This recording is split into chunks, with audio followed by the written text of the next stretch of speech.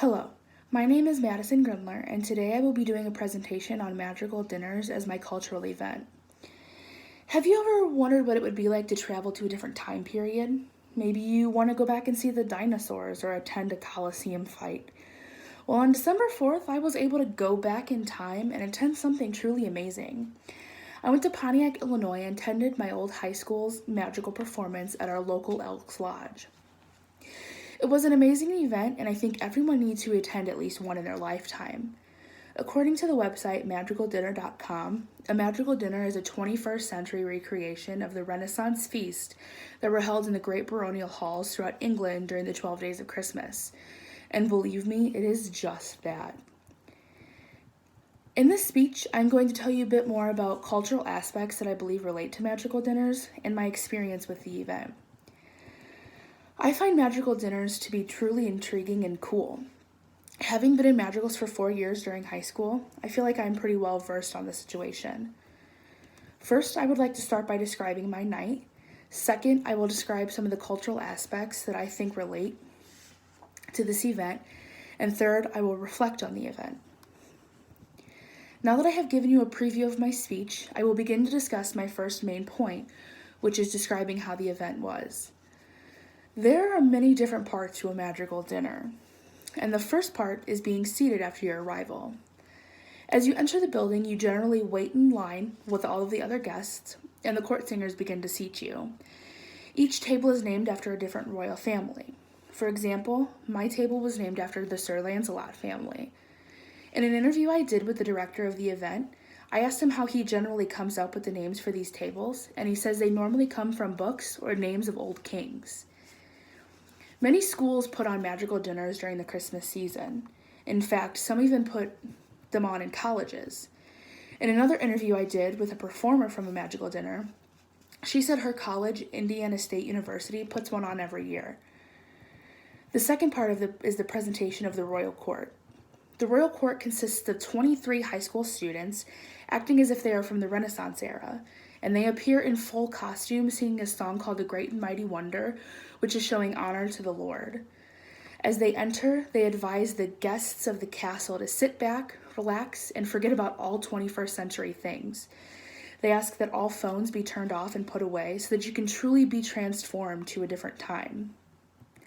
After this is done, dinner is served and the concert is performed. The royal court asks their waitstaff to serve dinner, and as this is being done, the royal court makes their way down to the guests and begins to converse with them. As the dinner wraps up, the court singers appear and they begin to sing Christmas carols in order to entertain the royal court and its guests. Once they are done, the royal court makes their way back up and they begin their 30-minute concert, which consists of all different Christmas songs and ends with Silent Night. This is where they leave the venue with lighted candles and they appear behind a stained glass window, which then illuminates the nativity scene. After the performance is over, all performers wait outside in a hallway to be congratulated and to thank their guests for coming tonight. Now that I have given you a description of how my event went, I would like to start talking about the cultures that I think this event can relate to. The first culture is the collectivist culture. According to Joseph DeVito's book, Interpersonal Messages, a collectivist culture is one that you yourself are responsible for the entire group. Being in a magical group is just like this. In these groups, you're responsible for the sound and the overall look of the group. Each person works towards achieving the goal that is set out by the entire group and not just by one person. The second culture that I believe relates to this is the highly feminine culture. Again, according to Joseph DeVito's book, highly feminine cultures value modesty, concern for relationship, and the quality of life, and the tenderness of both men and women. Once again, magicals is just like this. The men are not viewed as being aggressive, but rather being tender and compassionate. They value modesty and they show concern in their relationships with their guests and even with each other. Now that I have discussed the cultures that relate to this event, I will begin to reflect on the event. Overall, the performance was amazing.